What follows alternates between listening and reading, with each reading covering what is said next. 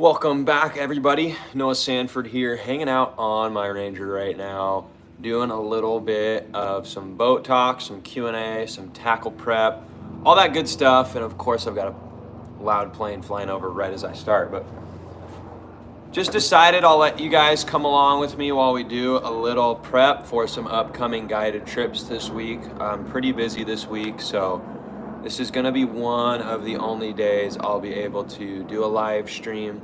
I know we've gotten good live stream feedback in the past, so let's just jump into it. I'm going to go ahead and get everything kind of ready and situated here. All right.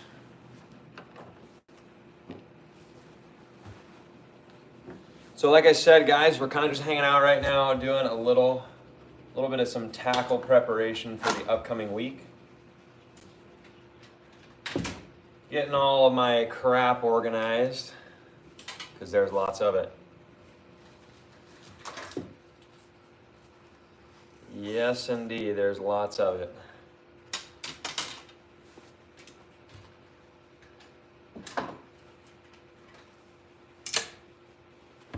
But anyways, guys, we're in full swing for the spring transition right now. I was out on the water the other day, and those bass are getting ready to move up. They're getting ready to start spawning. Like I said, I've seen a lot of fish in the last week or so that are getting ready to get ready with it. A lot of bass up shallow, a lot of big females cruising around. So we're closing in on some good fishing, guys, some really good fishing. We are definitely closing in.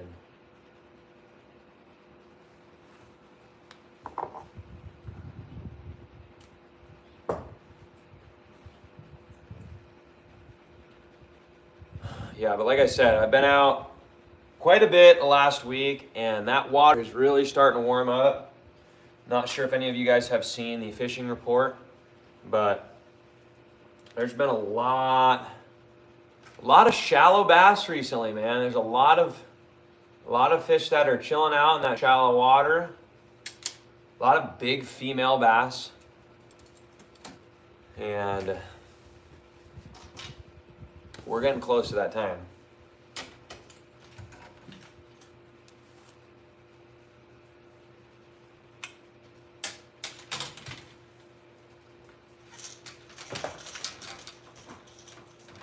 We're getting real close to that spawning time.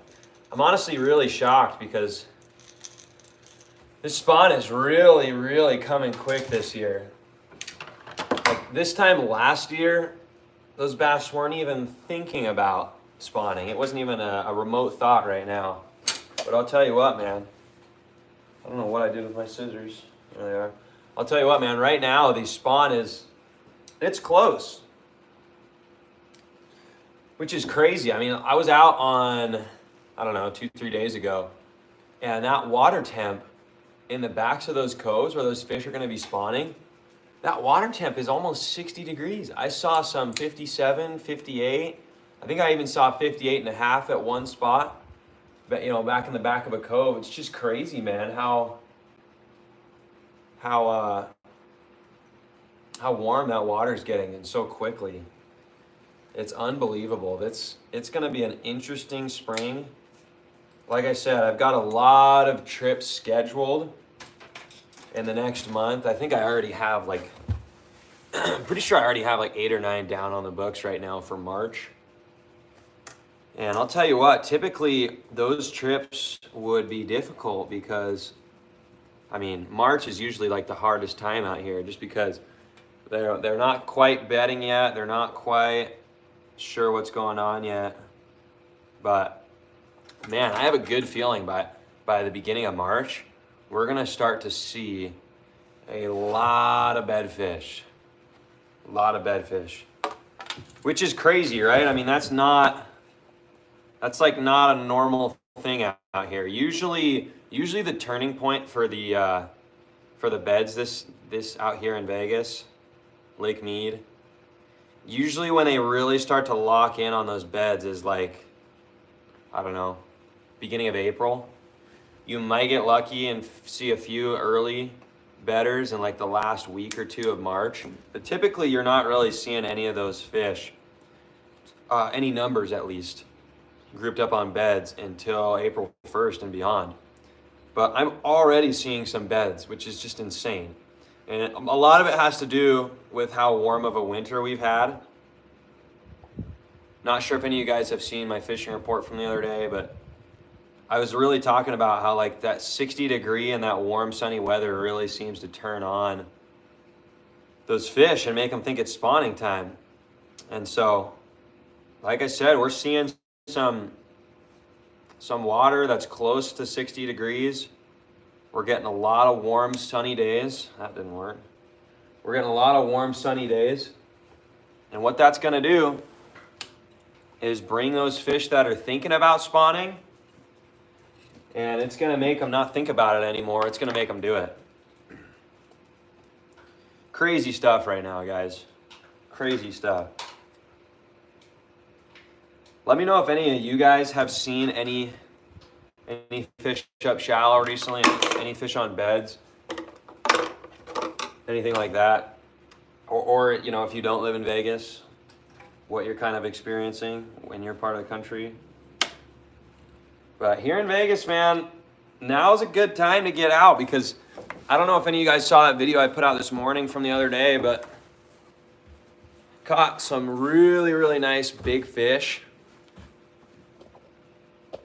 in the last week or two. And a big part of that has to do with the fact that the spawn is coming so soon.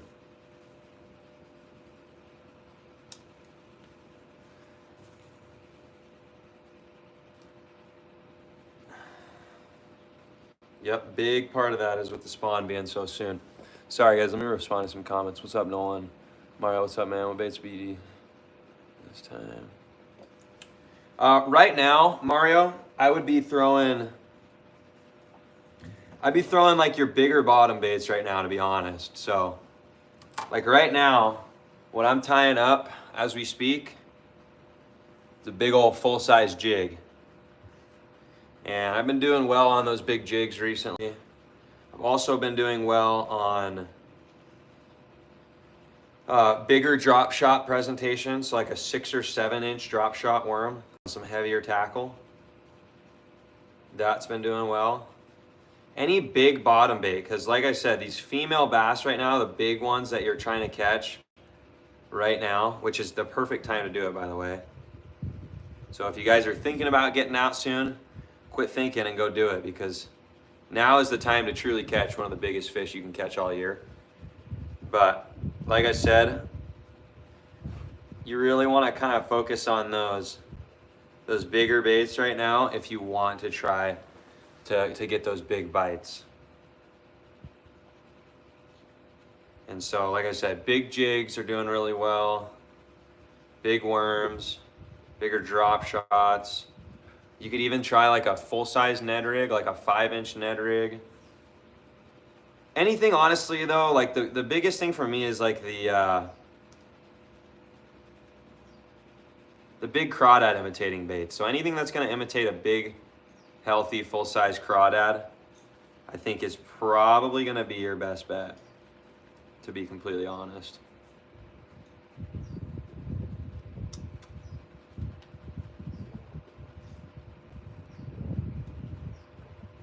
But let me know if you guys have been out at all, and if you've caught anything recently, anything of good size, and what kind of bait you've been catching it on.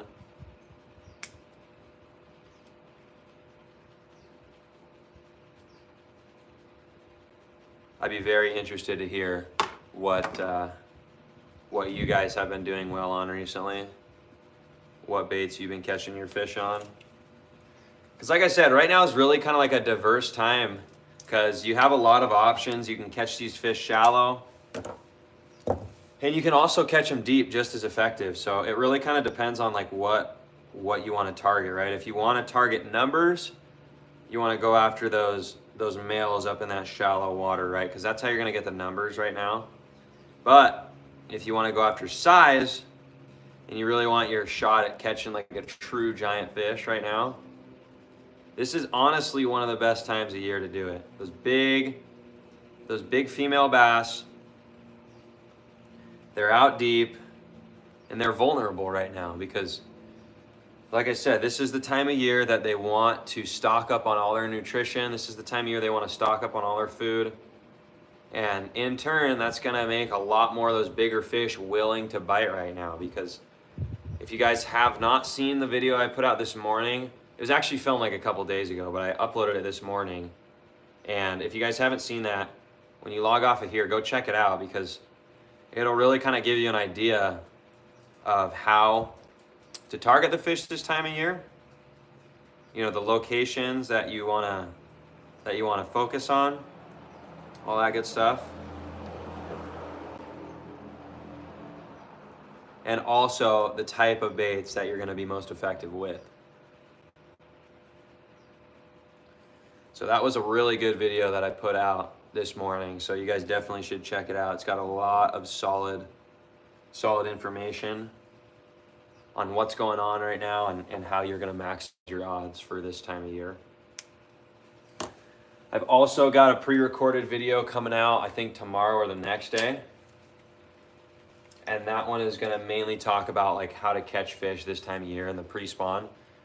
It's gonna have to do mostly with like, you know, the locations throughout your lake, what kind of baits you wanna throw, the areas that you wanna focus on, all that good stuff. I've had a lot of people recently like request more like information-based videos. So videos more so of me like actually talking about and explaining things and not just fishing. So I've actually kind of tried to incorporate both concepts into my videos recently. I've been kind of trying to incorporate not only the fishing, but even in the videos where it's mainly just me fishing, I've also been trying to incorporate like, you know, some talking points as well, to where I'm also, you know, not just sitting there fishing, but also explaining what's going on, what I'm doing, that kind of good stuff. So let me know if you guys like that. Like I said, I've gotten a lot of good feedback from it on the videos where not only I'm just talking, but I'm also, or not only just fishing, but I'm also kind of blabbing about what I'm doing. So I think it's kind of good to find that mix.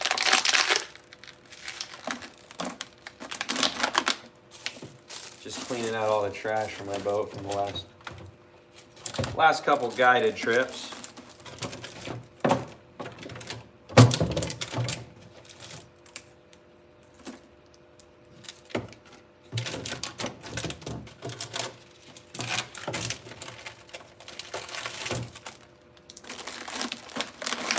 But let me know what you guys think about that.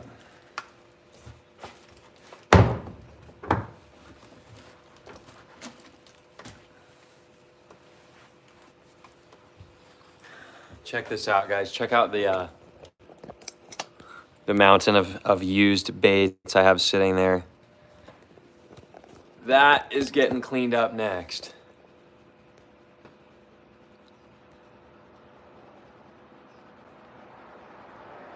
You're going to Lake Pleasant? Nice, man. Are you in Arizona, Mario?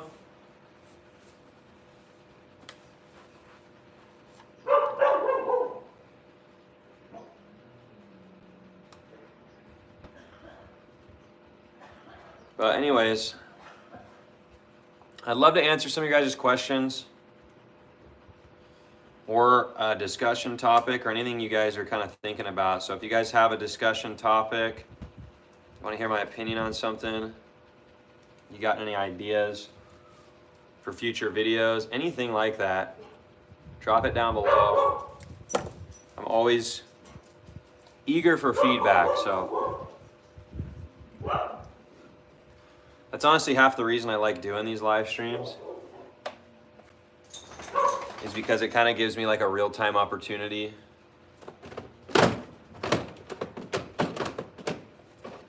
to not only interact with you guys, but also like hear your guys' feedback, because without your guys' feedback, this whole thing's kind of pointless, right? if I'm not giving you guys the content that you want, then what's the point of it, right?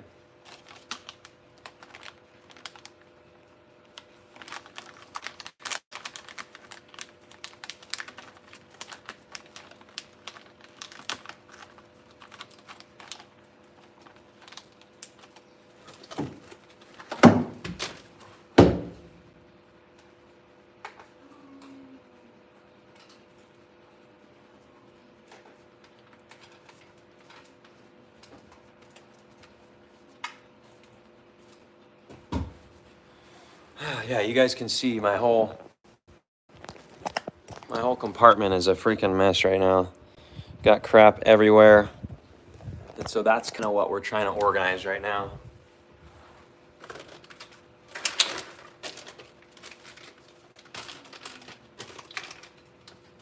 I haven't actually organized any of this stuff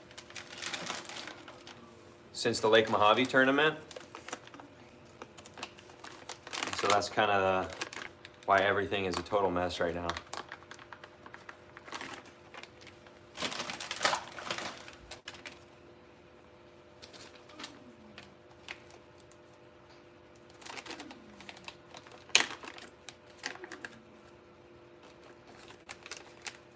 But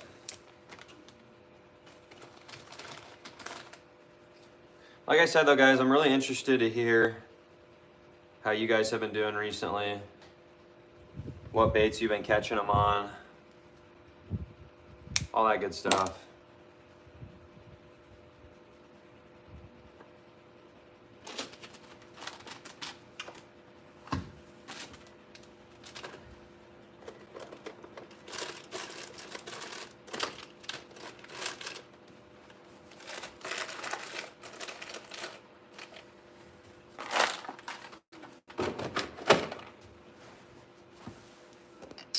Mr. Scary, my man. Buckeye, Arizona. Nice.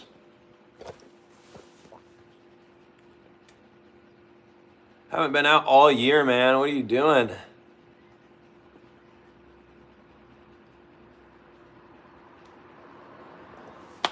Yeah, honestly, man. I'm honestly not a jig fisherman, like, at all. Like, I grew up never really throwing jigs. For this reason or that reason, there's never really like a specific reason, but I never was really like a big jig fisherman. And it's something that this year, it was kind of like my goal, 2025, to get better with jig fishing. Hence why I just tied up a jig. But it was kind of like my goal for this year to get better at jig fishing. And so I kind of just made that my goal for 2025.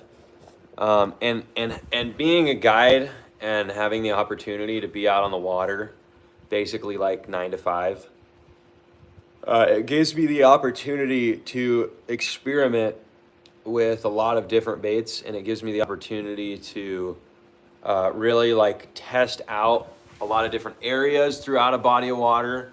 It gives me the opportunity to not only try new baits, but try them in different ways. So like if I'm always used to throwing a bait this way, I could try throwing it that way, or vice versa. Let me know if that makes any sense. But basically, like I said, Mr. Scary, I'm not a jig fisherman. Like, I'm just not. It's not how I'm wired. I wouldn't even consider myself good with a jig. And that's why I really don't throw them a ton. But this year, I kind of sat down and I was like, okay, half the time when I'm guiding with customers, I'm not even fishing, because, you know, depending on the skill level of certain clients and whatnot, it definitely is a job sometimes. So half the time I'm not even fishing, right? But the other half of the time when I am fishing, I kind of just decided this year, all right, I'm just going to dedicate myself to the jig. I'm not really going to try anything else. And so I've literally probably put, I want to say in 2025 so far, I've probably put at least 50 or 60 hours behind the wheel with a bait caster and a jig. And so, like I said, it's still something I'm not even like 100% super comfortable or confident with, but it's definitely a skill that I feel like I am getting better with. And the thing is, guys, like, if you're not confident with a bait that you either have used in the past or you want to try using, the only way that you're gonna get confidence with a bait or type of lure or technique or anything is by doing it more. That's the only way you're gonna get better. So I really kind of just was like, all right, well, I'm not a jig fisherman. I've never been a jig fisherman, but I want to get better at it this year, so I'm just gonna do it. And the only way you're gonna catch fish on a bait that you're not confident with is throwing the bait. And so that's literally what I did. And for the most part, I haven't even, aside from, a few situations, 90% of the time I've been fishing with my customers this year, I've had a jig in my hand. And I've actually got some really nice fish. I've caught some big bass using it. The thing with a jig is, like, for the most part, and I assume it's pretty universal, but the thing with a jig is, like, for the most part, you don't really get like numbers. It's not like a quantity bait, but it's definitely a quality bait. So what I find is if I'm on like a 4, 5, 6 hour trip with some customers, I'll have them, spinning around their hand, throwing the stuff that I know is going to get bit. My customers will catch 6, 7, 8, 9 fish, while I'm catching like 1 or 2, right? But the 1 or 2 that I do catch, they're usually good ones. And so most of the time when I'm with customers too, unless they're more experienced, I hand the rod off to the customer anyways. So that's also kind of the cool thing with the jig, has been like getting those big bites in the boat. And then once I get the bite on the jig, handing that rod off to the customer, and letting them fight the fish and reel it in.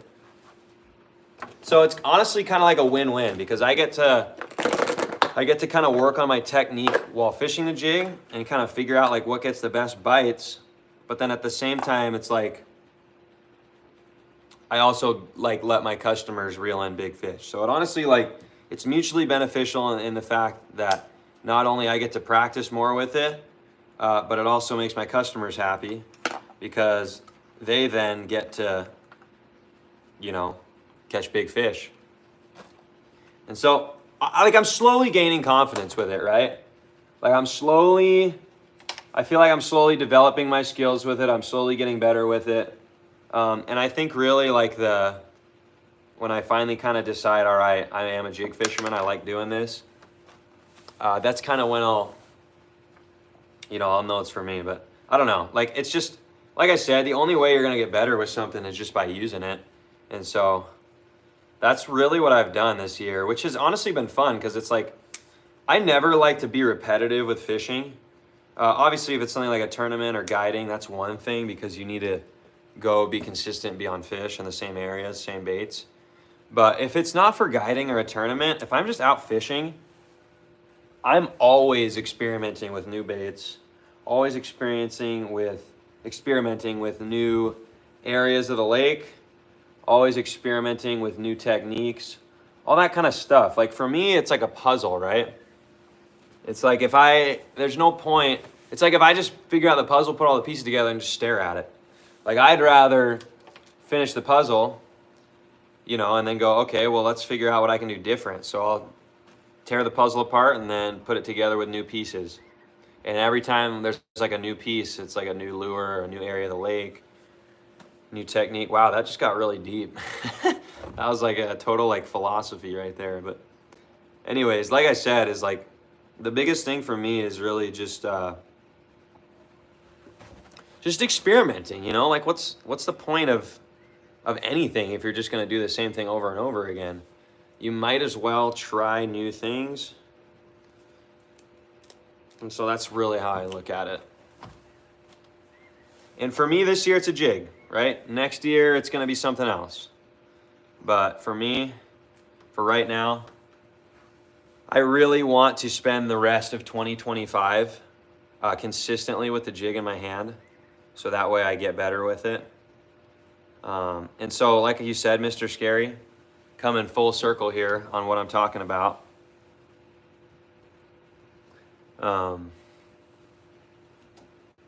Sorry guys, I'm like picking up some garbage right now.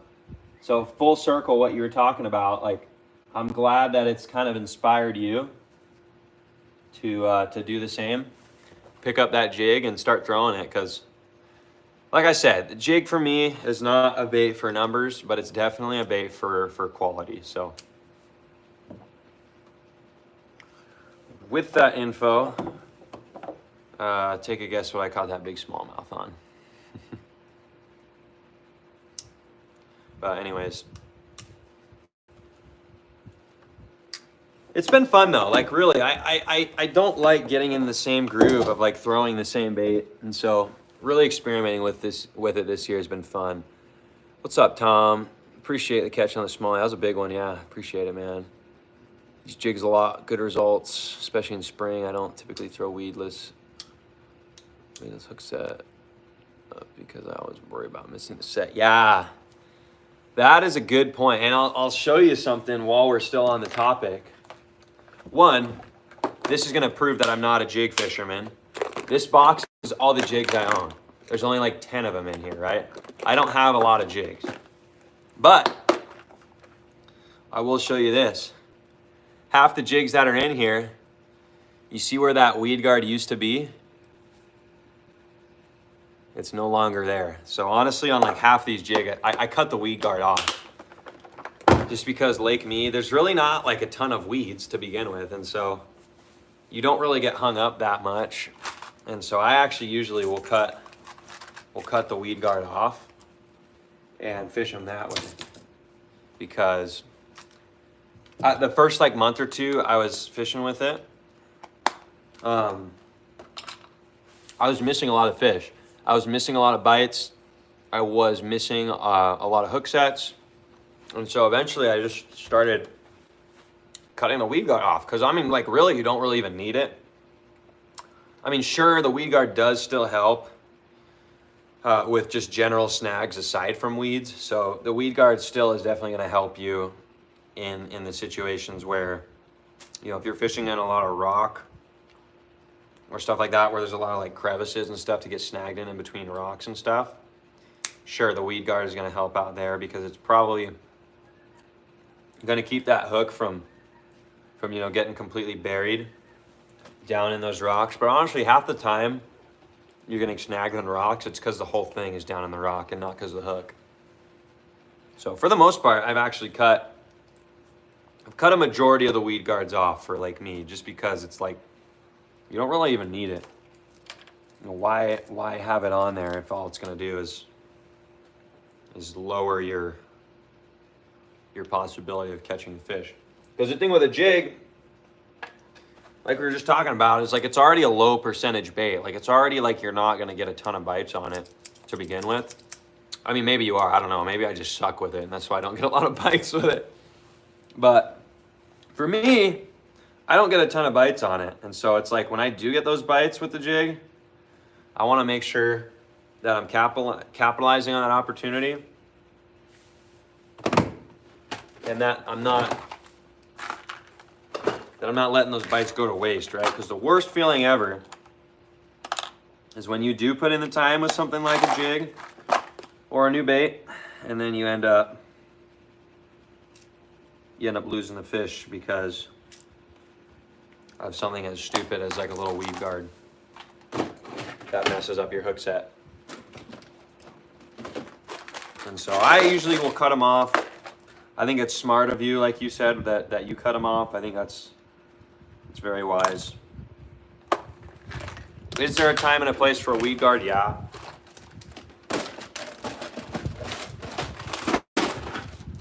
Is that time and place on Lake Mead very often? Probably not.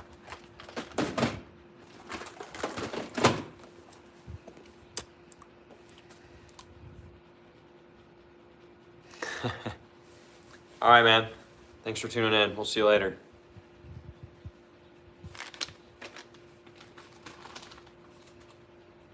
Let me know what you guys think about the whole jig fishing thing.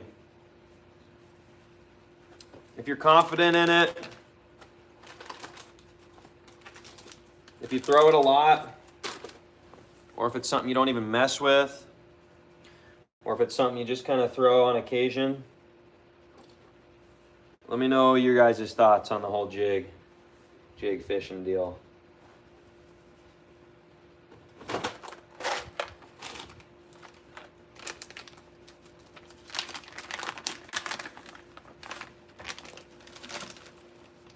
Or anything else. I'd love to talk about a different topic too. If you guys have something else in mind, a new topic to talk about. That was fun, talking about the whole jig thing. I enjoy just blabbing about that stuff. So if someone's got a new topic like that we can blab about, drop it down below and let's blab about it. Just straightening out some hooks right now. Had quite a few bent hooks recently that have just been sitting out on my deck that I haven't put away. You can see all of my millions of Ned rig heads. Can never have enough of those, I'll tell you that much. Millions of jerk baits too. Let me know if someone would like seeing like the insides of my tackle boxes. Like actually like me talking about like specific baits. Like if someone is like, oh, tell me what that bait is. And we can totally like go over specifics too. That might be fun. Look at that hook. This is a little tungsten Kitech football jig head that got completely bent out on a rock. That one got demolished. Once again though, you see where that hook, that weed guard went right there? No weed guard, I pulled it out because same thing we were just talking about. It's really just kind of unnecessary on mead. You don't really need that weed guard for most situations.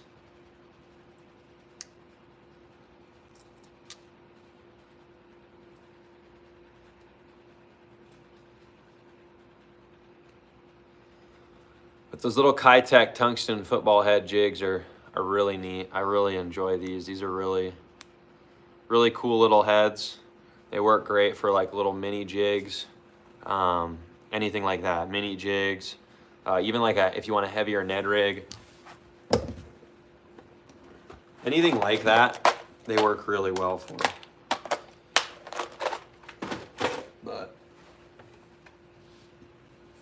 Well, we've got the mess of tackle taken care of now. That's been sitting out here for a month. I've literally had such a mess, and it feels a lot better to have that taken care of. Check this out, guys. All of these that whole thing right there was just sitting on my deck, sitting there being all gross. Oh, we got a specific question from Tom. How do you wacky worm at Lake Mead? Color and length. All right, this is gonna come as a shocker to a lot of people. Not really, but my favorite wacky worm is a 5-inch watermelon red or green pumpkin. This one's a watermelon red or, Yamamoto. So I either like the watermelon red, green pumpkin, some variation of like a green or brown with some red or blue from Yamamoto 5-inch. That is by far my favorite wacky worm in general, but also on mead. So that's honestly like my go-to everywhere. And I'll tell you, Tom, where those work really well. Is if you're familiar with the area of the lake up at Greg's Basin. So Greg's Basin is kind of up past Temple Bar, another 20, 30 miles past Temple Bar. Not miles, 20, 30 minutes past Temple Bar. It's probably 15 miles past Temple Bar. So Greg's Basin is that very northeast end of the lake, way up there by Colorado and by, what's it called? The Grand Canyon. So it's actually gorgeous part of the lake. I love Greg's Basin. It's a really cool part of the lake. I was just up there not too long ago, maybe a month and a half ago, with a customer actually. He actually paid me extra to spend $1 million of gas to drive, a freaking hour there and back. But it was cool. It was a fun trip. Greg's Basin is a really pretty spot in Lake Mead. Let me know if any of you guys have ever been down there, or I guess I should say up there, because it's way up there. But yeah, really cool spot on Lake Mead. Bear with me for 1 second. I'm gonna grab something up here.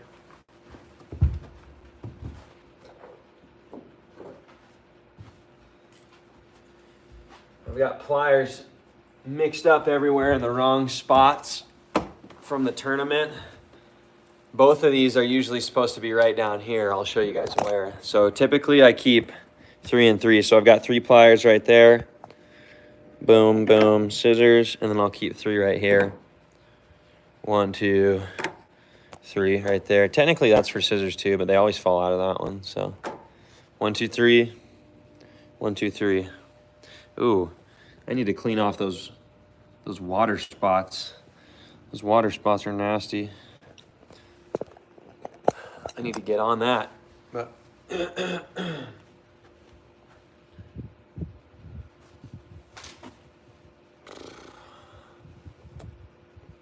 never been up that far. Government Wash, Echo Bay. I'll tell you what, man, if you're a Government Wash, Echo Bay guy, you must like to put yourself around big fish. Those two areas of Lake Mead are known for big bass.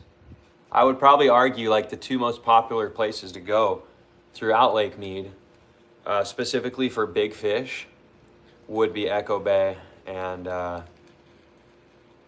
Vegas Wash. I personally haven't caught a ton of big fish out of the wash. I know a lot of guys who have. I've taken several customers back there. Had caught a lot of really nice 3-pounders, 4-pounders. I was back there with Rylan a few months ago. He caught one that was over 5 pounds in the wash. And same thing with Echo. Echo Bay is renowned. It's renowned and it's known for producing big fish. So definitely 2 good spots to consider if you're thinking about going out and trying to get that Nevada PB. Like I said, if you want to really truly go after monster bass, Nevada's not the place. But if you want to go after big smallmouth, Nevada's a good spot. But if you really want to have to go after those double-digit bass, Nevada's not the right place for you. I'd probably go to SoCal, where my personal best is from Southern California and San Diego. Lake Murray, 10-pounder on an 8-inch Huddleston trout swim bait. That was really cool. And actually, it was on that exact rod right over there. But yeah, guys, like I said, drop some more comments. Looks like we got a handful of people. Someone dropped some comments in the chat for a new topic. We've talked about jigs. We've talked about the pre-spawn. We've talked about what I've been catching these fish on recently. We've talked about the current conditions on Lake Mead right now. So somebody new drop an idea down there and we'll start chatting about it. And get some ideas flowing here.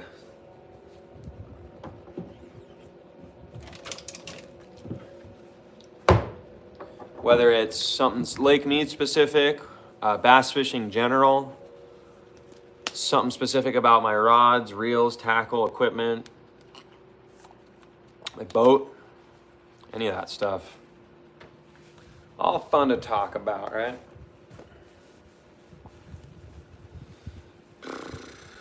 Spinnerbaits. Ooh. Spinnerbaits. I have a love-hate relationship with spinnerbaits, so I don't even know if I have a spinnerbait in my boat right now. That's honestly kind of embarrassing.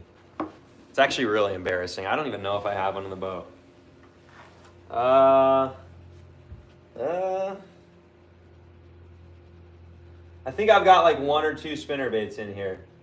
But to be honest, man, like I'm not like a crazy big spinnerbait guy. You know, growing up, spinnerbaits were never really like super on the menu, so to speak.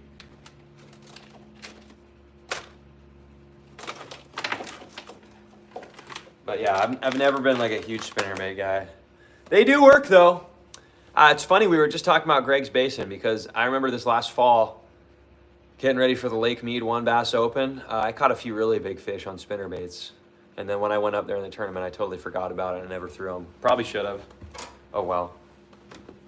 But while we're talking about it, guys, I picked up a few of these the other day.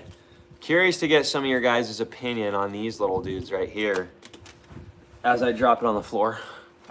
These little dudes. Have any of you guys ever used the Megabass Dark Sleepers?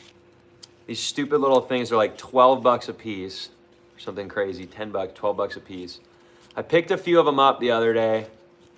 And to be truthful about it, I've never really done very well with them in freshwater. So growing up in San Diego, what's funny is I would actually use these years ago, bay fishing, saltwater bay fishing. You catch calico bass, halibut, spotted bay bass, sand bass, rockfish. You'd catch a ton of stuff in the bays on these dark sleepers. I don't know why, but those saltwater bass seem to really hit these. So, but the couple times I picked them up in freshwater, it's always one of those things where it's like, you know, I pick it up for 5 minutes, I don't get a bite, and then I give up. So I'd be really curious to see if any of you guys have ever used those or if you've ever done well on them in freshwater. I've got this whole giant pile of plastics right here that I'm about to organize while we're talking. So we'll go ahead and get ready with that exciting deal.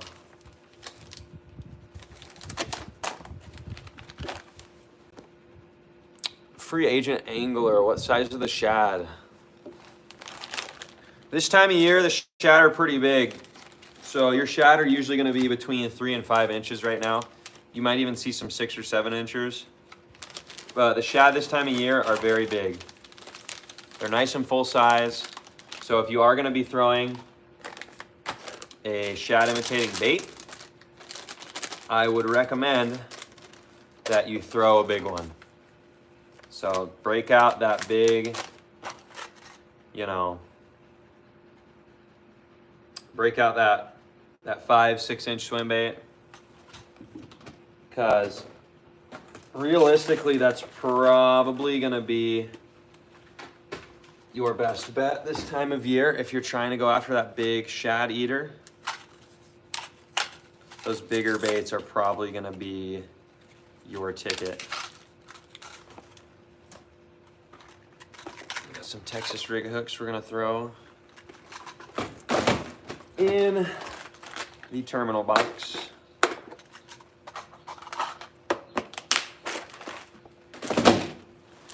Oh, here we go. Was it Gus or Tim? Tom. I was wrong both times. It was Tom. Here you go. Here's one of my few spinner baits in the boat. I found one. Notice how it's still in the package. Yeah, I just, like, honestly, I just am not, like, I don't know. I feel like Lake Mead is not really like a spinnerbait lake, which is probably not even true. Like, I'm sure you could do well with spinnerbaits on Mead, but I don't know, man. It's just never really, like, it's never really clicked with me, man. The whole spinnerbait thing, like, it's just never, I don't know. Never really clicked. But we got someone new on here. Someone just dropped a chat. What's up, Boostin'? That smallie was beautiful. Thanks, man. That was definitely a beauty for sure. I was probably just as surprised to catch that as you guys watching. So that was a really, really special night the other night. That was a really big smallmouth. For those of you who might be unaware, like, anything 3+ at Lake Mead is a big fish. Especially the smallmouth. And so to go out there and get a, you know, a 10 1/100ths ounce away from a 4-pound smallmouth, which honestly, we're just gonna call it a 4-pound smallmouth because it was the weight of this spinnerbait away from being a 4-pounder. So to go out there and catch a 4-pound smallmouth like that. That was pretty special. That was pretty special. That was really cool.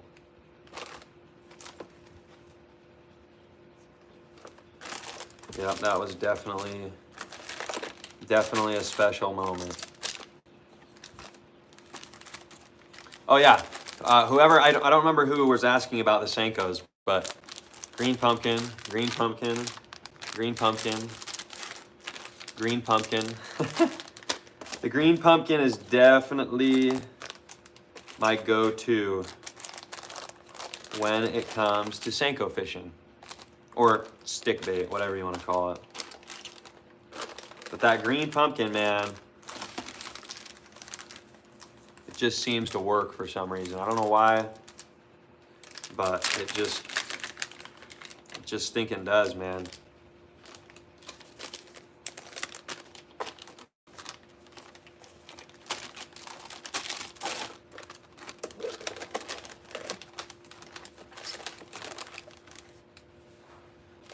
All right.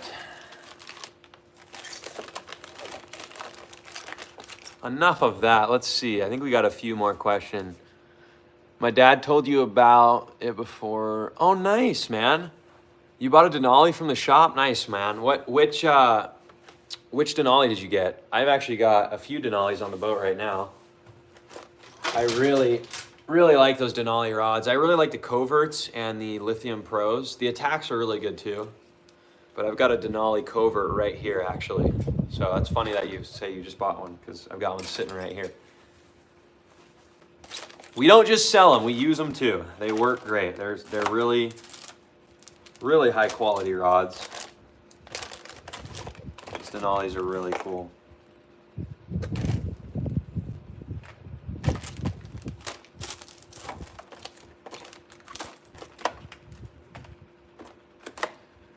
So funny enough, one of my customers gave me these the other day, or the other week, these little crappie jigs, if I ever see any crappie. Look how tiny these things are.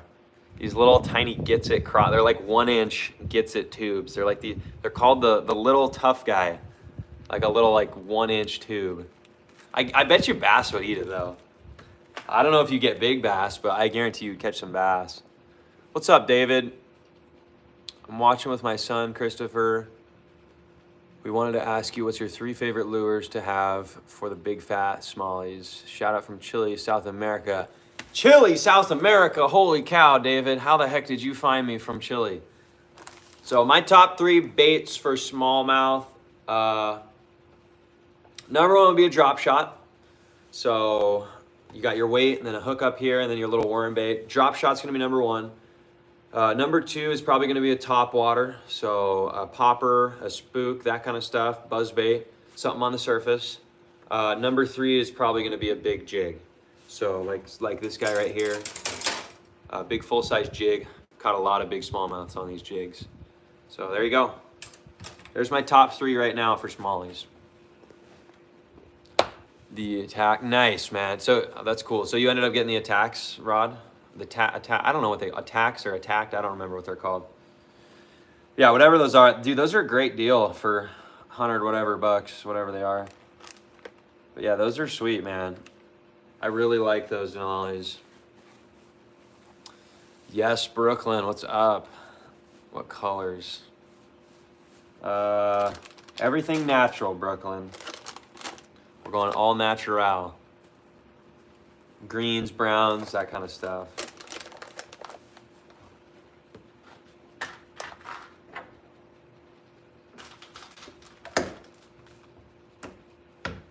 But like I said, definitely keeping it natural. Nice, man. Bait caster. Yeah, those Denalis are sweet, man. If you guys are looking for some good rod options, I would definitely recommend checking out the Denalis.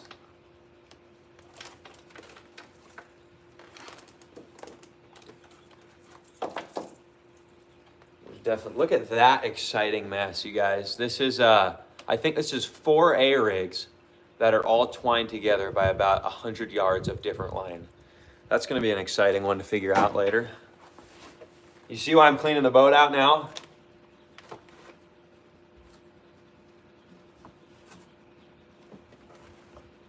Got crap everywhere.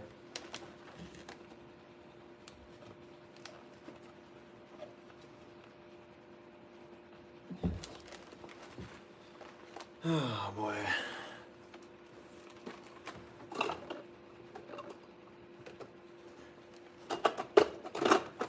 I've definitely been putting off cleaning the tackle compartment for too long because we have garbage everywhere.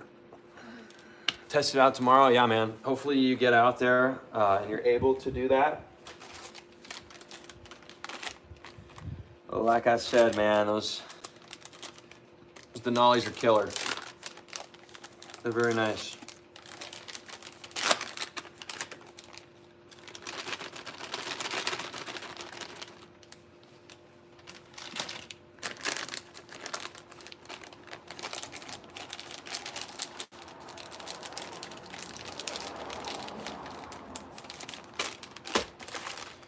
All right, we're making some headway here at least. We're making some headway.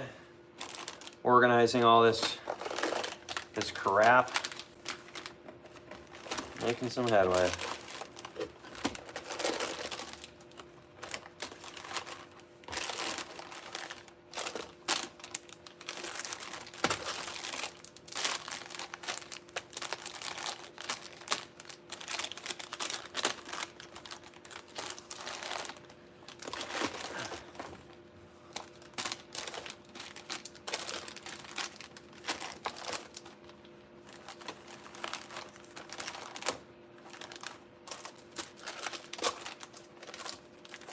But anyways, guys,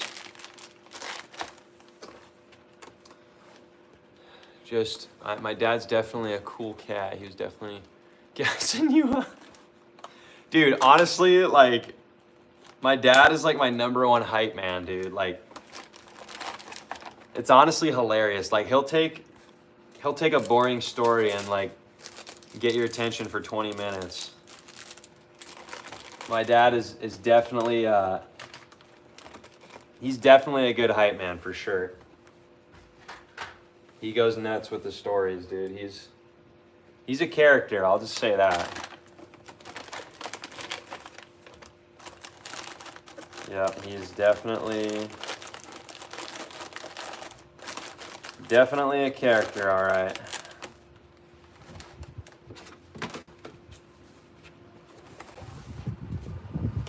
That's actually hilarious that you say that, though. Because, like, I cannot tell you how many people, like, have, like, met me first or, like, see my videos. And then they, like, go into the store and talk to my dad and, like, say the same exact thing. How he's just like Mr. Hype, dude. It's honestly hilarious. Like, I don't know what this guy's saying to people, dude, but he goes nuts. It's pretty funny. It's pretty stinking funny.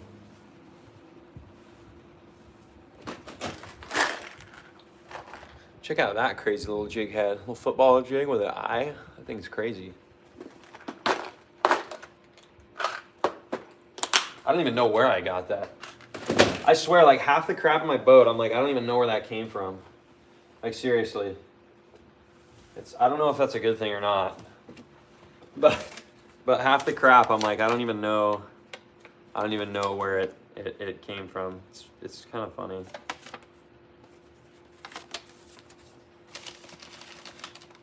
Oh, man.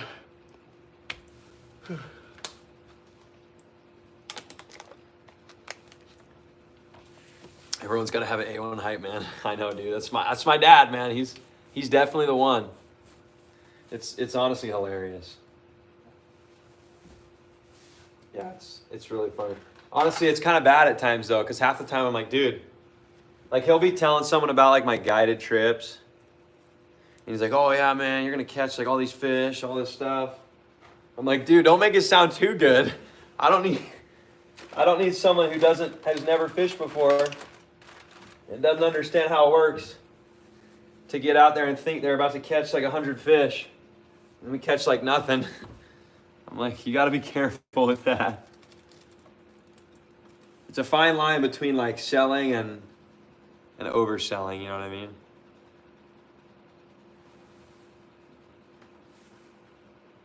Yeah, no, I'm always upfront about it though with my customers. Like honestly, like this time of year, guys, like I literally tell people before they book a trip, I'll tell people like, hey guys, here's the deal. Like it's very possible that the fishing sucks and we catch like 4 fish all day. And I just tell people that straight up because I'm like, I'm not gonna lie about it, you know. I'll tell people straight up like, hey guys, there's a good possibility. I mean, there's a good possibility we do really well too, though, right? I mean, it's obviously, it goes both ways. But I definitely make it clear to people. I'm like, hey, there's definitely a possibility that the fishing is tough, right? And I mean, that's just fishing at the end of the day. That's just what fishing is. But I definitely am transparent about it. I'm not going to lie to someone just to take their money. I'd rather not take someone out if they're worried about not catching enough fish than take someone out and have them be upset about it, right? So at the end of the day, I just try to be, you know, as transparent as I can with my customers, so that way they know what they're getting into. You know, they know what to expect. But really, you know, they have, biggest thing is just realistic expectations, right? Because last thing I want is to have someone out there who's mad at me because we didn't catch enough fish, you know. Check out that jig. Doesn't that look juice, guys? I just rigged that one up. That one looks killer. That's that football head jig with that Yamamoto trailer. Look at that, dude. That thing looks killer. Definitely going to be tossing that when I go out. That thing looks really good.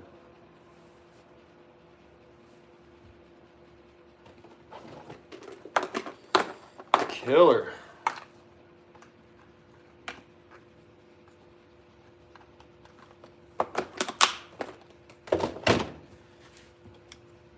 But yeah, guys, like I said,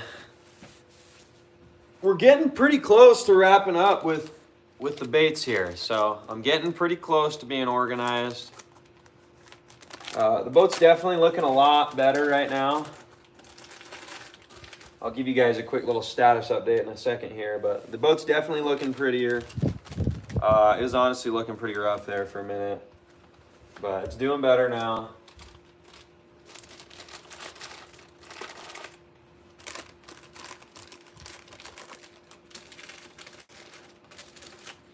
All right, check this out. We're definitely looking a lot better. A lot more organized.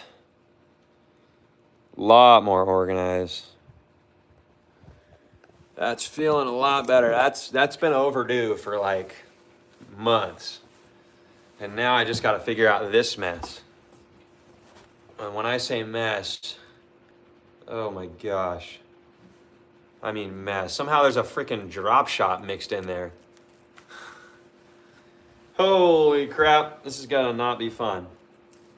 So we'll see. Let's take an over-under on how long it's gonna take me to figure that out. I'm saying at least 10 minutes. Because this is bad.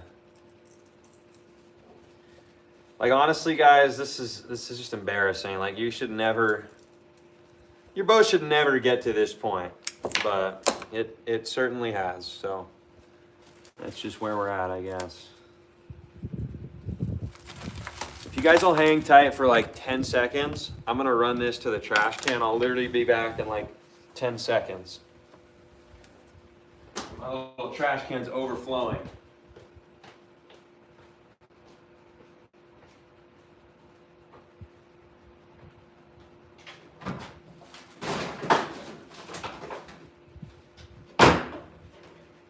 All right, we're coming back. We're back.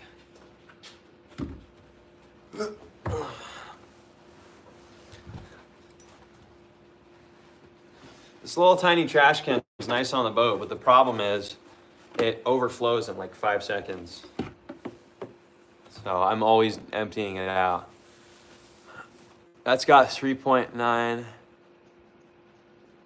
pounds all over it. Dude, I know, right? I think you're talking about that jig, Tom. I'm gonna pull this back out just to show you guys again, because it looks juice. Anyone who's not a fisherman is gonna be like, you're a weirdo, but anyone who is a fisherman, they're gonna look at that and go, ooh, that looks money right there. Look at that guy. That's got Big Smalley written all over it, Tom. That's funny, man.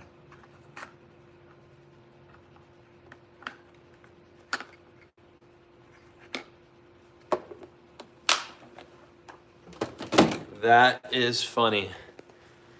Boosting on a football jig, how do you effectively fish it? Hopping on the bottom.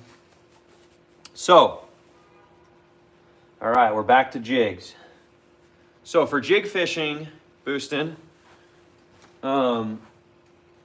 typically what I like to do is, sorry, I'm just picking up some strands of line that's all over my carpet right now. So typically with jig fishing, this time of year, I'm mostly dragging it. So I'm mostly dragging the jig this time of year. So, summer months, I'm more so hopping it. But that's not to say one or the other is going to work better. But for the most part, this time of year, with my jigs, I'm usually dragging them. So I'll throw it out there, you know, whatever depth range I'm fishing.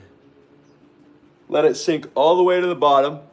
And then when it hits the bottom, I'll literally just kind of like, I don't know if you've probably seen it in my videos, but like when I'm fishing a bait caster, it's usually a jig recently. So I'll kind of just sweep my rod like that. So I'll wind up till it's tight and then just drag that jig with my rod tip. Wind up the slack, drag it really slow. Every once in a while, I'll give it like a little hop, but for the most part, this time of year, yeah, for the most part, I'm usually just dragging it right now. Bradley, have you ever shot a deer? I never have shot a deer. I've done a lot of bird hunting. I've shot plenty of birds, but I've never shot a deer. Try A-rigs in the 3600. Just don't put the dividers in. Use a twist tie. Yeah, honestly, dude, that's, I need a better A-rig system so that way I don't deal with this. I'm gonna keep untangling this, whatever this is. I don't even know what to refer this to as. I mean, I've literally got like 4 different things aligned. There's literally an entire rigged drop shot setup with the weight and the hook going on here. Once again, guys, don't ask me how this happened because the answer is I genuinely, I'm not sure. This is just beyond me. But yeah, you should never let that get to a point where that's happening, because that's honestly just downright horrendous. I mean, that's just bad. I mean, that should almost be illegal right there. I mean, look at that. I literally had a whole thing of just line mixed into that. Like, where did that come from? I guarantee you that's been in there for months. All of these A-rigs have just been like buried in the back of my tackle compartment for months because I haven't fished A-rigs in a while. And the one that I have been fishing, it's like tied on. So these are all just like my backup A-rigs. I've got like 3 or 4 spares. Because these stupid things are expensive, man. I don't know if you guys have ever bought A-rigs, but by the time you buy the rig, you buy all the baits, all the jig heads, you're in at like 40 bucks, 40, 50 bucks. It's ridiculous. It's ridiculous.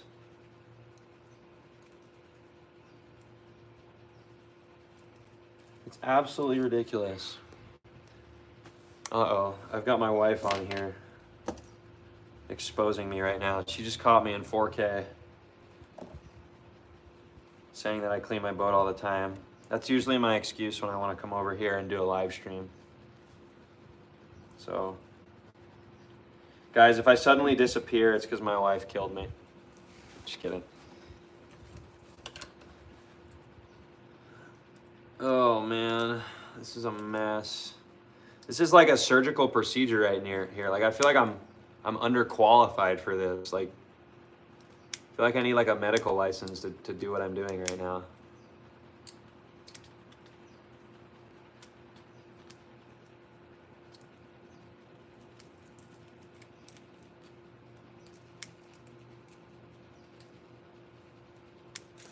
Oh, got one of them. One A-rig free. The other one's stuck in my leg. Oh, 2 A-rigs free. And drop shot somehow. Don't know where this drop shot came from. But it's definitely there.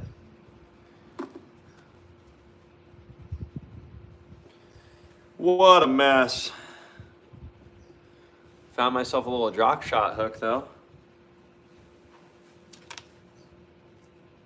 Okay guys, I think we're almost home free.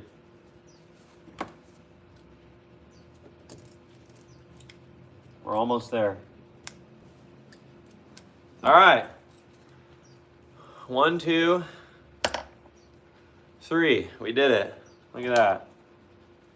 Very nice. That only took 7 minutes.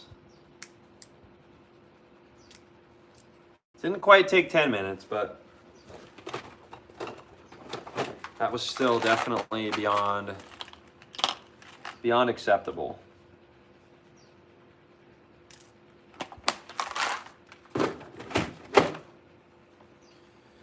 Yeah, see, what my problem is with the A-rigs is like I need, like you were saying, either Tom or Boostin, whoever was telling me about those Plano boxes.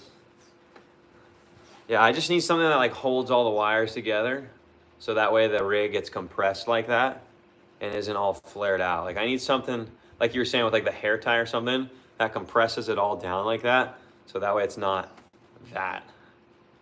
That would definitely be smart. So sounds like someone's thought it out.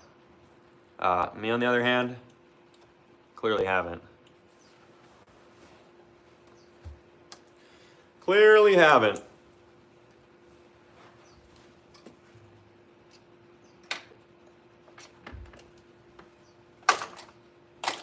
See, my solution for A-rig storage is this right here. And this is how it eventually got screwed up. That's my solution for A-rig storage. All the tackles in here, and then the A-rigs just get shoved in the corner where hopefully they don't snag anything. 2 months later, they snagged a drop shot hook, a drop shot weight, and about 300 yards of line. So definitely not the ideal solution for storage there.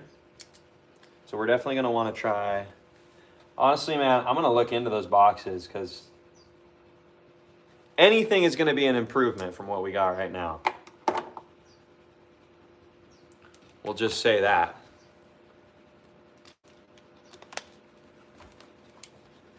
But yeah, anything, literally anything is gonna be an improvement. But do I ever take my wife fishing? Yes, I do. So actually we have a video. If you go back on my videos, Boostin', from like, I don't know, maybe it was either in like September or October. Go back to my channel from like 5-6 months ago. There's actually a video of my wife like literally out fishing me on Lake Mead. So yes, we do fish together. She comes out on the boat with me quite often, at least a couple times a month. We'll go out and kind of just like hang out. Sometimes she'll fish, sometimes she'll just hang out. But she definitely likes being out of the water. Which is definitely one of the reasons I married her. But yeah, she likes fishing. She likes outdoor stuff. She's pretty cool. But yeah, if you go back on my channel from a while ago, there should be a video of us fishing. She catches actually like a really good smallmouth. She catches like a 2.5 pound smallie. So it was actually a cool video.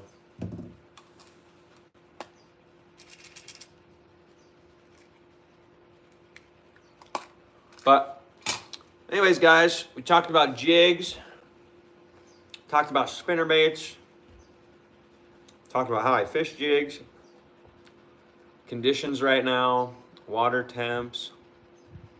So someone drop a new topic down below. we'll start talking about it. Someone give me a new idea down below. We'll start on a new topic, get something fresh going here. So anything that you guys are thinking about, topic for bait, rod, reel, boats, anything fishing or water related. My wife goes fishing with me. I think she likes hanging out with me. Hanging with me more than fish. Yeah. My wife is probably in the same boat. I don't know though. I mean, she does like fishing. My wife is more into fishing when she's catching the fish though. She's not super into it. Like she'll do it, but she's not super into it when we're just fishing for hours with not a lot of action. But when we're on them, she'll definitely reel them in. But yeah, she also just likes hanging out on the water. Honestly, like, thing is with fishing, man, it's like being on the water is half the fun. Like, if you catch a fish, sure, it's fun, but half, if not more, of the enjoyment for me is just, you know, being out on the water, being out away from everyone, you know, not being stuck inside your house, not staring at a phone, not staring at a screen. A majority of fishing for me is just being out in nature and just kind of enjoying the solitude and the just kind of awayness of everything, just kind of being away from everything. Just kind of enjoying being out away from the crowds. So that's honestly the biggest thing for me. But let me know if anyone agrees with that. If you guys just like being out. Like for me, the fishing, the catching of fish is a bonus. Like for me, any day you're out on the water, that's a plus right there. You know what I mean? Any day that you're not cooped up in your house or doing the same everyday stuff, that's what it's about. That's what it's about for sure.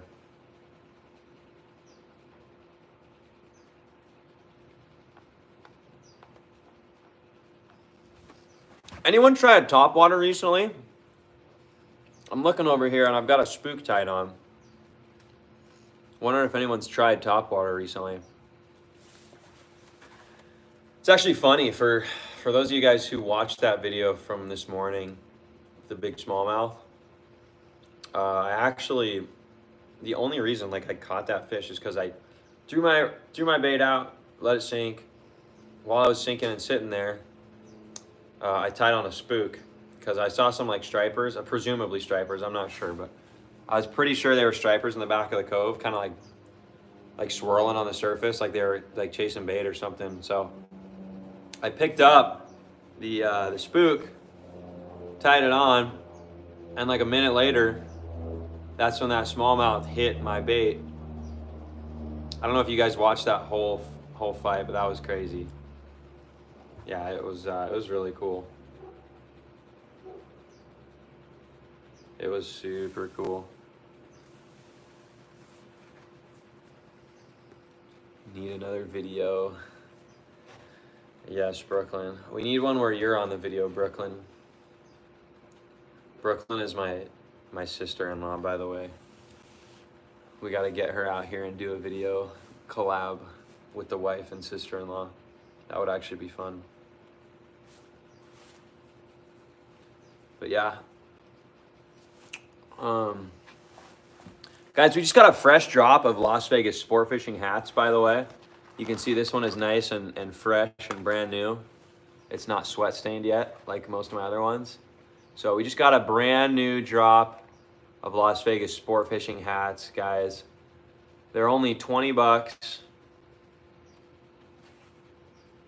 So if you guys want a Las Vegas sport fishing hats, but Pacific Sunwear, really high quality hats. They're very comparable to like a Richardson 112 type hat. So if you guys are wanting a nice hat, Las Vegas sport fishing, and the logo is pretty cool too, gotta admit. Las Vegas sport fishing. So if anyone is looking for a hat, hit me up. We can send you guys out a hat. So just got a brand new drop. Got like 30 of them in the other day. So they're not gonna last long, but if any of you guys want one, let me know. What pound braid do you usually run? So the braid completely depends on the type of lure that I'm throwing, right? So if I'm on most of my spinning rods, like most of my finesse stuff, I am going to be, what the heck? I just got a really weird email. Anyways, most of my finesse stuff, so like spinning rods, so this kind of stuff, this is just like a drop shot Ned rig type rod. Most of my finesse spinning is going to be either 8 or 10 pound braid. So typically 10. Every once in a while I'll drop down to 8 to get better casting distance, but usually 10 pound braid. And then on my heavier stuff, like my jig rod, this guy is I think 30 actually. So I've got 30 pound on there, which is really unnecessary. You can get away with 20 just fine. And then on even bigger stuff, like my A-rig rod, I have 40 pound braid. So yeah, it really kind of depends. If you're throwing something really big, like a big flipping jig, or if you're throwing like a big flipping frog, a lot of guys will throw like 65 or 80 even. So like really heavy braid, just because if you're ripping those fish out of clumps of grass, or if you're fishing in stuff where like you're gonna get fish fighting in the rocks and stuff, a lot of guys will drop down, or not drop down. They'll up their size of their braid, so they'll use really heavy braid. So like if I'm fishing in an area with a lot of grass or stuff, I'll hop up to 50 or 65 pound braid. But for the most part, finesse 8 to 10, jigs, that kind of stuff. Big swim baits 20 to 30, A-rigs 40. So it's all dependent on the setup and what bait you're using, right? It's not really like a one size fits all thing. And so it kind of just depends. But typically, like good rule of thumb, like for finesse, like 8 to 10.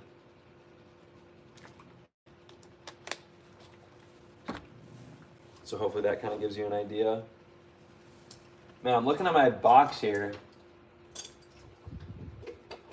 Looking at something I haven't pulled out in a long time, which I'm getting excited to pull out again here in another couple months.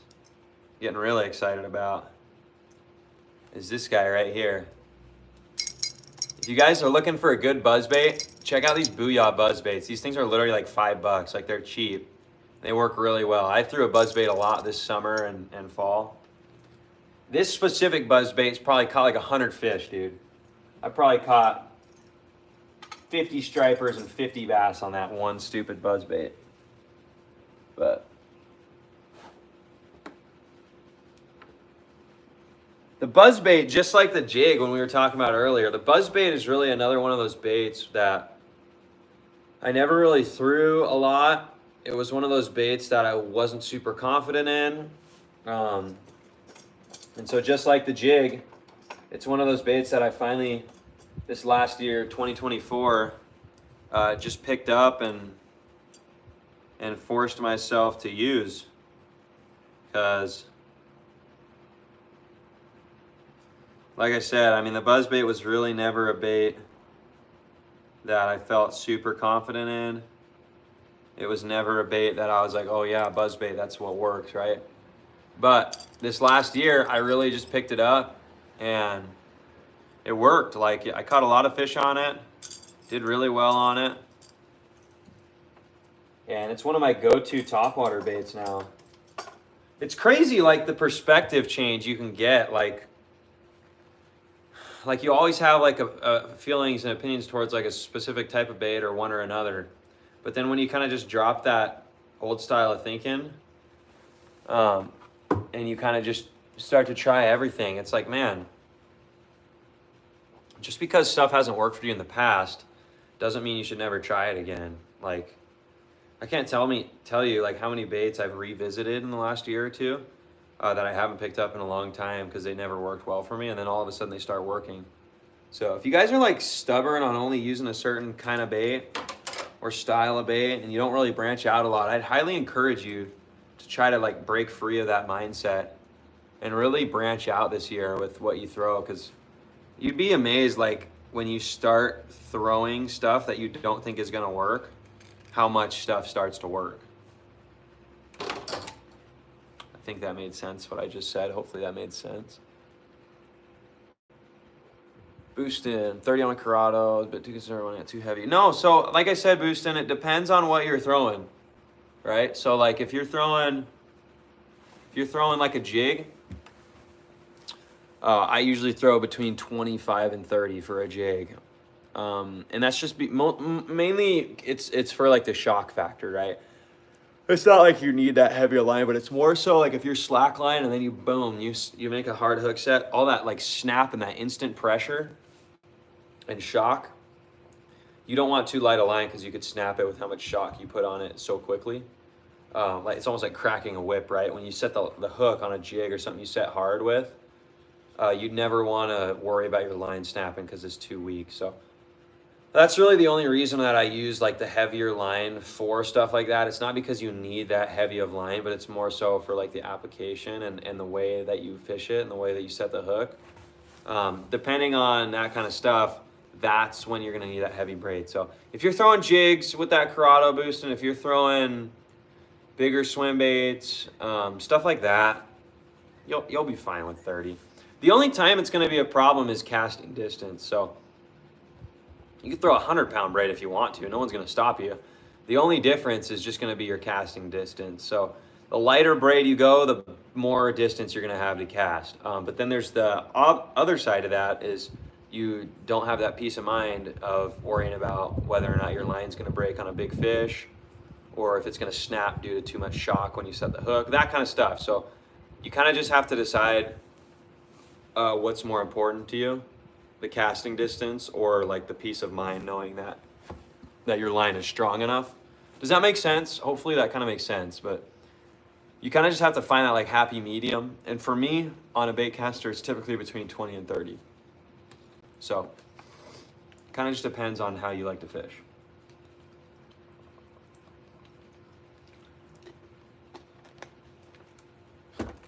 So hopefully that kind of makes sense. But yeah, like I said, it's really all personal preference. It's really not something that has like a right or wrong answer. It truly all just kind of depends on how you like to fish, and what you feel more comfortable and confident with. It absolutely makes sense. I definitely set hooks on the harder side, I believe.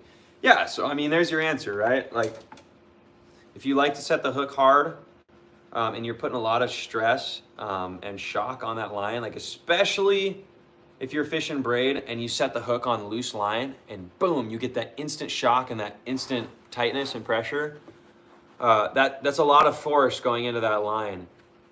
And so you want to make sure, if you're using too light a braid, you'll literally just snap that line right in half. So yeah, I think 30 is like probably a good spot for you then. It's probably good. What brand of braid are you using, Boostin? Just out of curiosity.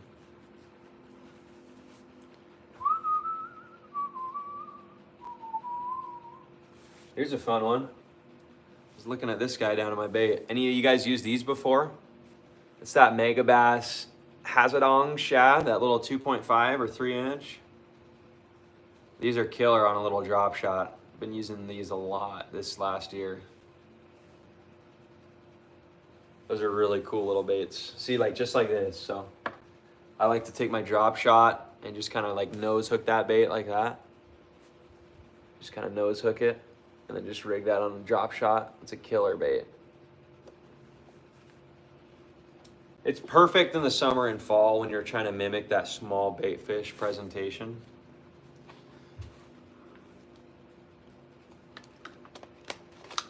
It's a really cool little setup. 12:26, guys, we're probably gonna wrap up pretty soon. Right now, Power Pro, I don't know how I feel about it. I might go back to Suffix, yeah. So I'll just tell you this, I run Power Pro for everything. So I run Power Pro on literally all my rods, whether it's my small stuff, light stuff, or big and heavy stuff.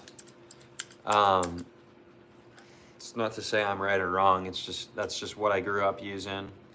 Really, like, probably the main reason for that is because it's like what my dad used, and so it's what I grew up using because it's what my dad would buy. And so I'm just so used to it, it's hard for me to go back now because it's like Any other braid, it just feels different to me. It feels too soft. You know, the thing I like about Power Pro that most people hate about Power Pro is just how like grimy it is. Like it's not smooth. It's very coarse on the outside. It's loud when you're reeling it. It's loud, it's coarse. Yeah, it's honestly like the best word, it's outdated. Like it's just outdated. Power Pro, there's simply better technology. But then again, Power Pro is one of the OGs when it comes to braid. That's for a reason. There's a reason it's still produced. It's still around. So yeah, I don't know. I'm so used to the way Power Pro feels and the way it casts and handles, just because I've been fishing with it for so many years, that anytime I go to something else, if it's softer, if it's, you know, cast like that or this, it's so weird to me. It feels so foreign that I'm kind of, as long as Power Pro's in business, like I'm probably with Power Pro for life. Like I don't know. It's just what I'm used to. It's what I grew up using. It's what I'm familiar with. It's just kind of what it is. It is what it is. Looking at my power poles right now, guys, just out of curiosity, if anyone here has a bass boat, I'm wondering if you guys have any experience. So right now, I'm currently planning on getting one of the handheld lights, or not handheld, but so I don't know if you guys have ever seen like the lights on power poles, but basically it's like a little like navigation light, so that way you don't have to use your light stick, and you can actually just put that light, like it connects right up at the top of your power pole. That just totally reminded me of that. So yeah, I'm planning on getting one of those pretty soon. Just wondering if anyone has had one before or has any recommendations on it, but I'm looking at getting I think it's the Hydrilla Gear nav light for the power pole blade. I don't quite remember though. There's also like the Russell Marine Products one that I'm looking at. The thing is though, when I'm guiding, it's so annoying because every time, like, because most of my trips right now this time of year, unless someone can only do a morning, I like to run the afternoon times for 3 reasons. 1, you don't have to get up at 4 in the morning. 2, it's not freezing cold. And 3, the fishing's usually better. So for bass this time of year, fishing's usually better in the afternoon. It's not to say every single day it is, but for the most part, the bass fishing in the wintertime is going to be better in the afternoon. And so I always forget though, like I've got customers on the boat's packed, and then I sit down and take off when we're going back in from our last spot and it's dark. And then I'm like, shoot, I got to dig in my compartment. I got to make everyone move and get up to get my power pole up here. I got to go screw it into the back. You know, half the time it doesn't work. It's such a pain in the butt. So I've been looking at getting one of those power pole lights, so that way, you know, when I do forget about it and it's time to turn that nav light on, I can just wire it up, hit a button on my console, and boom, it's already on there. It's already connected. So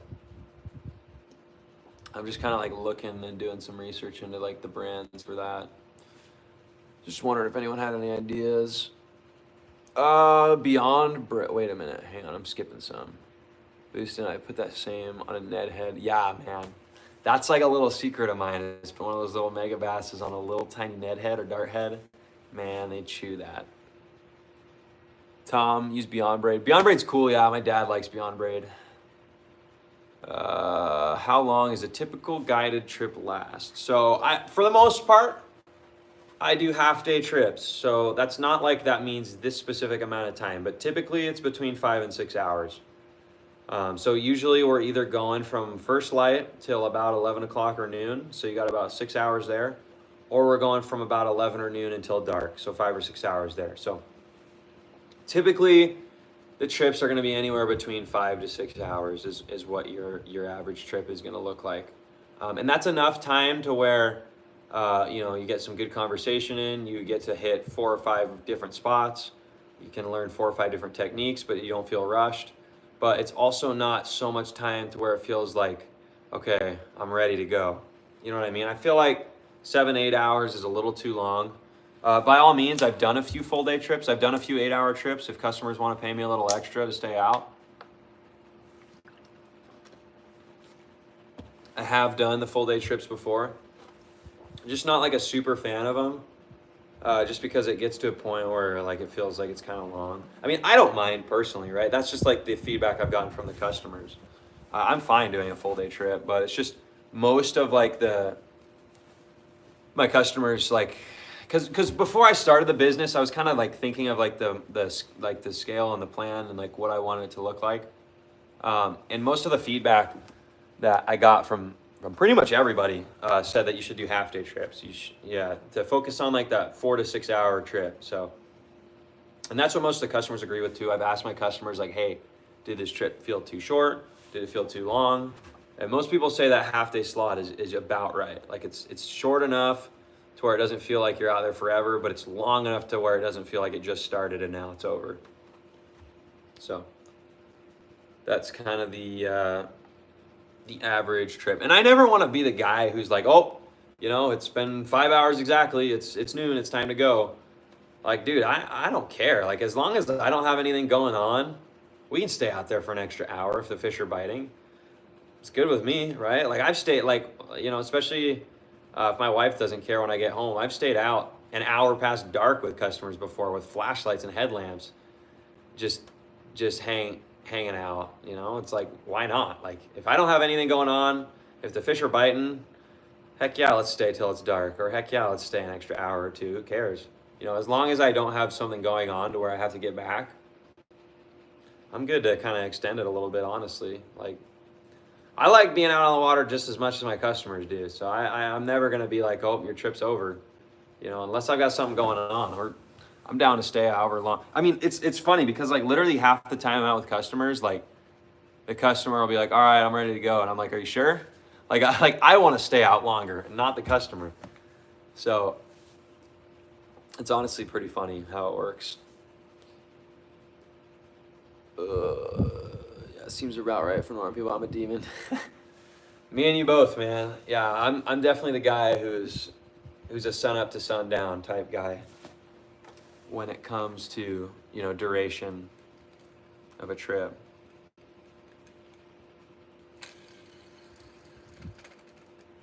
So do you live in Vegas then, Booston?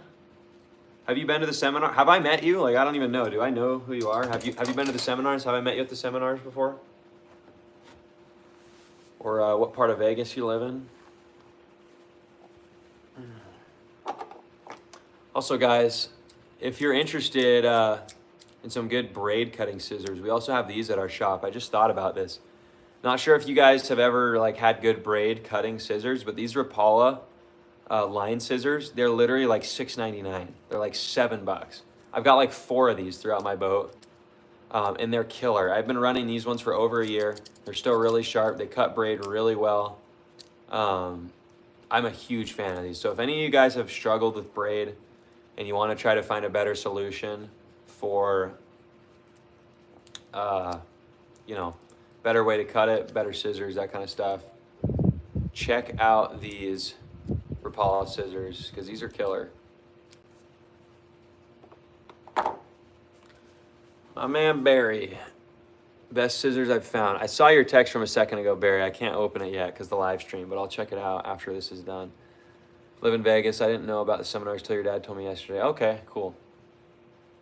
Yeah, so Boostin, and also everyone else who's watching, we do free fishing class seminar type thing every single Thursday night, unless there's something going on.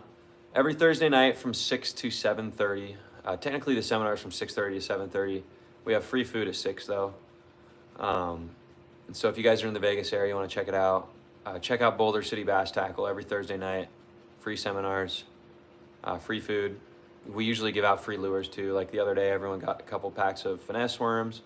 The week before that, everyone got a free jig. So we give out free food, free knowledge, free lures, and there's really no downside. As long as you show up, you basically get free stuff and free info. So if anyone's looking to increase their knowledge, it's basically a free seminar that most people would pay money for. But instead of paying money, we're basically paying for you to be there by giving you free lures and food. So if anyone's interested, check them out. It's a really good time. 1504 Boulder City Parkway. And that's Boulder City Bass Tackle, located obviously in Boulder City, just outside of Las Vegas, right past Henderson. about 35 minutes from the strip. There's my sales pitch. I'm done. Not really selling anything though, because it's free.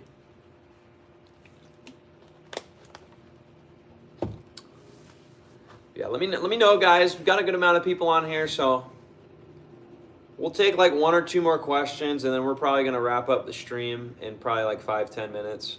So if you guys have any other questions, let me know now. Any other topics of discussion? Baits, lures, rods, reels, boats, tackle, fish, conditions, lakes, areas, all that good stuff. And if the truck behind me doesn't look familiar, it's because I sold my white F-250 and bought this guy. Almost the exact same truck, almost the exact same year, except it's black, not white. And it's a 4-door and 4-wheel drive. So that is why I sold the white truck. Because one, the white truck was only 2-door. I wanted a 4-door. Got a 4-door. And that's also a 4-wheel drive. I'll have to check it out this Thursday. I work till 4:30. I think it'll have it perfect. Nice, man. Yeah, like I said, if you're, make sure to follow Boulder City Bass Tackle, Booston. Because that's my dad's account. He posts all the uploads or updates. So to make sure before you drive out here that's actually happening. So all the updates are on his Facebook page, Boulder City Bass Tackle. And usually it'll talk about the topic too, whether, what time we're doing it, free food, kind of stuff. Barry, that was a pig you got the other day. Was it your PB? No, it wasn't my PB. But it was definitely top 5. It was definitely top 5 smallmouth. My PB smallmouth on Lake Mead, I think is a 4.49. So almost a 5. It's a 4.49 was PB smallmouth on Mead. So that is an absolute tank. Of course, it was like a year ago, so I wasn't filming. Don't have any proof, so you can call me a liar if you want. But the 4.9 smallie. Biggest largemouth on Mead, like a 5.5. I know there's bigger ones out there. I'll catch one at some point, but yeah, there's not a whole lot of fish over 4 pounds in Lake Mead, though. I'll tell you that much. Anything over like 3 or 3.5 in Lake Mead is a big fish. Anything over 4 is very uncommon, and anything over 5 pounds is practically unheard of. Lake Mead is just not a big fish lake. But yeah, like I said, guys, any other questions, please drop them down now. My voice is starting to get hoarse from talking so much. I gotta take a break.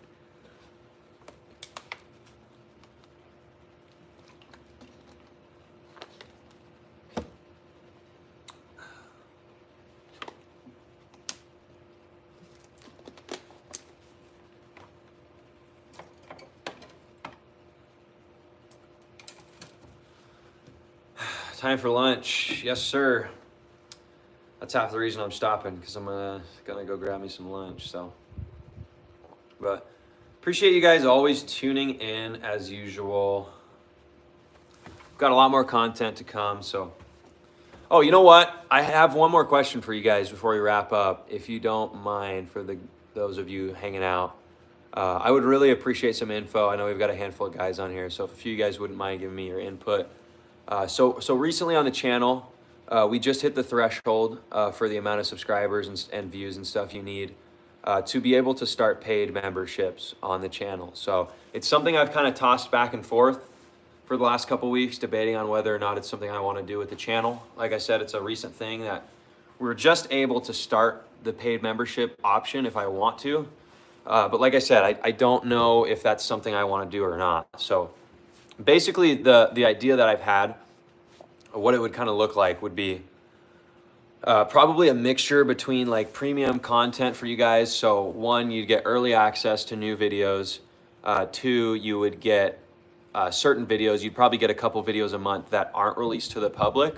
Only they're premium videos to where the paid subscribers would only be able to view those videos.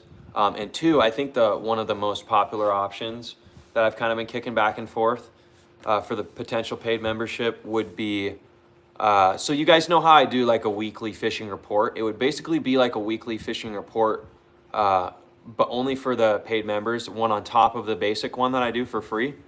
It would basically be one that's way more in depth, that talks about like very specific info. So you guys know, if you've seen my fishing reports, they're very basic. It's usually only a 5 or 6 minute video. It's very generalized, so it's very like, these are the general conditions. This is generally what I catch fish on. These are the general areas. Never any specifics though. So with the paid membership, I kind of had the idea of like actually giving up like my spot on 100% info, giving up specific areas of the lake for you guys to try and fish, giving up specific baits. So it would look something like a 10 or 15 minute video every week that would have specifics. So it would be like, all right, guys, you know, literally pull out Google Maps, whatever, Google Earth, or pull out my Humminbird and show you guys, look, if you're going out this week, if you're from shore, these are the couple exact areas I'd recommend. If you're from a kayak, these are the exact areas I'd recommend. If you're on a boat, I would give you guys basically waypoints. Like I'd give you guys specific areas, like go to this spot, this specific cove on the lake, try this specific bait in that specific cove. I'll show you guys exactly how I'm rigging that bait, the specific brand of bait, the specific size, specific color, all that kind of stuff. I'd basically be giving up all of my info that I've worked years to figure out. That is half the reason why people pay me to do guided trips. But it would be almost like an online guided trip every week. So it would basically be like a virtual guided trip for Lake Mead every single week. That would be on like a monthly subscription. Obviously wouldn't be crazy expensive. It would probably be like $5 or $10 a month, something like that, just to make it worth my time. But just kind of something like that. So I don't know. Let me know that I've kind of talked about it, what you guys think about that. If that's something that anyone would actually pay a few bucks for a month, if that's something that anyone would actually be interested in or not. So let me know. Give me guys feedback on that. If you'd be interested to see like a paid membership on the channel for a couple bucks a month, to where you could get like specific info, early access to videos, members only videos, that kind of stuff. So like I said, I don't know if it's someone would actually want or not. So let me know if you guys think of that. If a few of you guys wouldn't mind, giving me your opinion on that. Because really, like at the end of the day, like I think it's fair enough, right? Like when you think about it, like let's say I charge, I don't know, like $8 a month or like $10 a month. I mean, dude, you go to McDonald's for more expensive than that. So you'll go eat fast food at Chick-fil-A and it's going to be more than $8, right? So if you're just paying that once a month, but you get like weekly content where you get specifics, to where that way, like if the thing is, like I have the advantage of being able to go out on the water almost daily.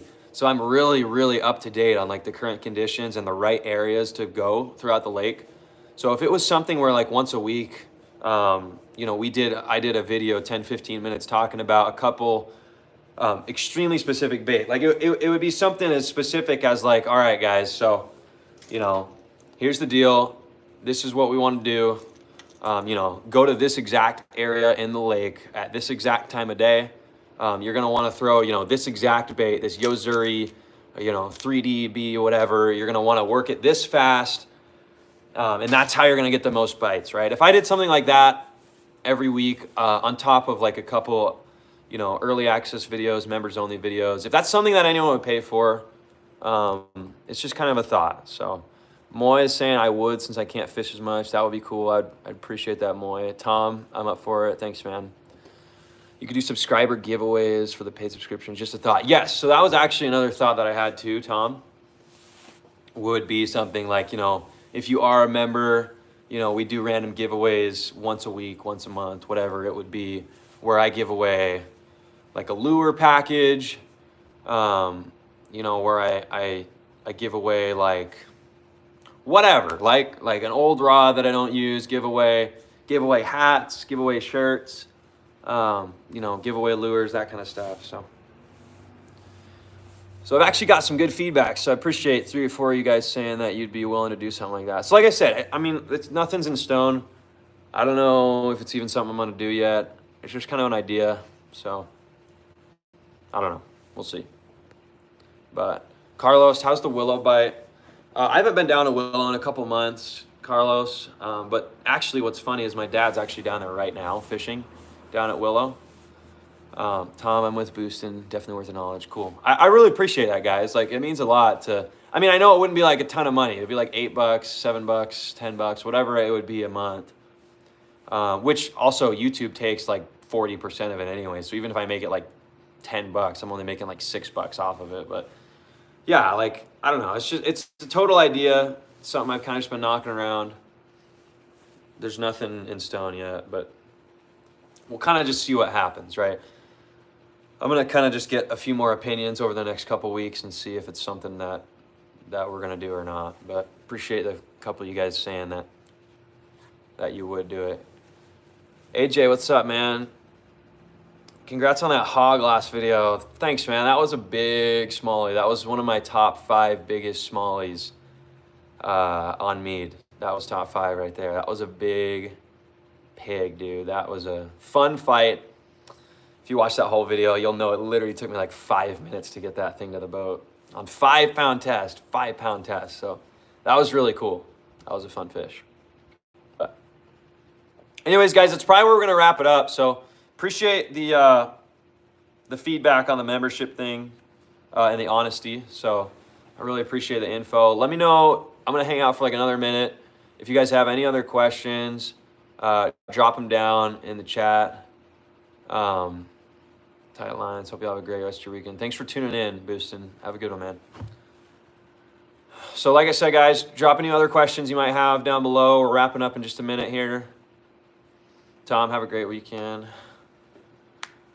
We're like T-minus 30 seconds, guys. So if you got any other questions, drop them down. Appreciate the info. I'm going to go get me some lunch, though, because I'm hungry. Is Boulder Harbor back connected to Main Lake yet? No, I don't think so. I haven't been over in that corner in a little while. If it is, it's going to be connected like that much. It's not going to be enough to get a boat through. Yeah, I don't think it's connected right now, though.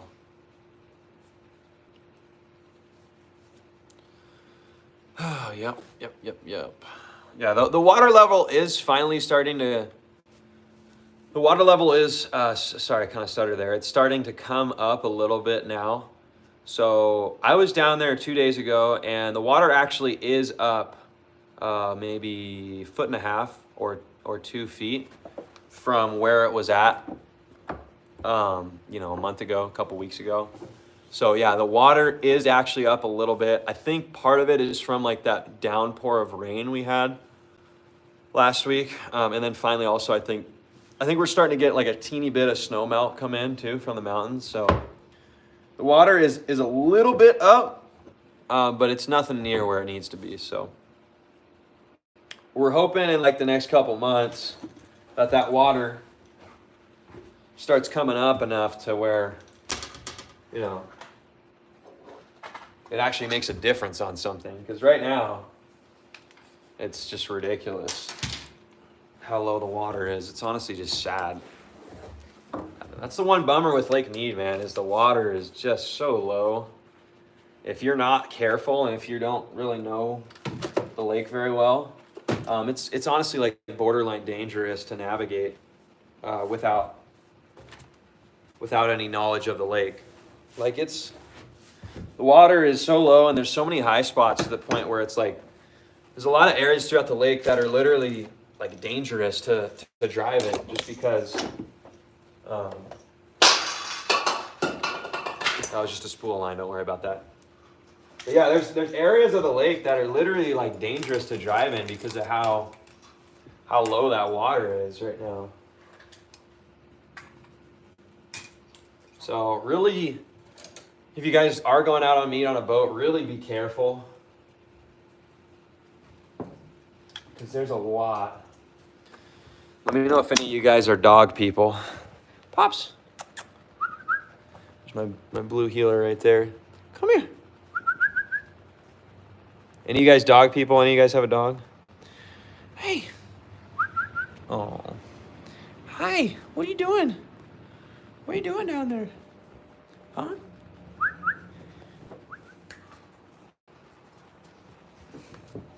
Let me know if any of you guys have dogs.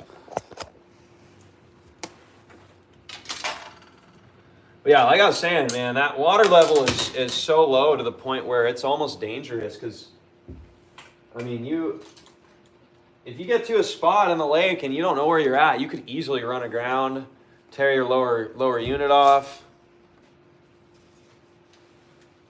There's a lot of pretty sketchy areas throughout that lake where you really have to be careful. Man, we got like 5 people on here the whole stream, and now right when I'm gonna end it, we got like 15 people. Oh well, that's how it goes, right? That's how it goes. Caught a 590. Holy crap. That's a big one, man. 590 is no joke. Congratulations on that.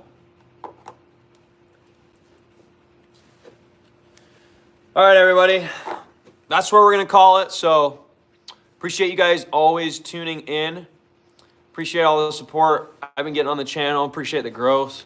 It seems like we just hit 1,000 subscribers, and now we're already at like 1,500 subscribers. So we gained like 500 subscribers in like 3 weeks. It was crazy. So appreciate the growth. Appreciate you guys supporting the channel. One last question, Tom. Forgot to mention I picked up some fire sauce, and it's awesome. Oh, do you mean the hot sauce? Yeah. Hot sauce, the hot sauce bow spray. Yeah, man, the hot sauce is awesome. But yeah, guys, anyways, like I was saying, appreciate you guys tuning in as always. Really appreciate all of the support the channel's been getting, all of the thumbs up, the comments, the subscriptions, all that kind of stuff, guys. I really appreciate it. We're probably gonna call it now. Appreciate you guys coming along for the live stream. I like doing these live streams. It's a lot of fun for me. I really enjoy being able to do them, interact with you guys, answer you guys' questions. It just feels a lot more personal than just like a comment on a video. So appreciate you guys tuning in. That's where we're gonna call it. So Noah Sanford, guys, as always, we'll see you out on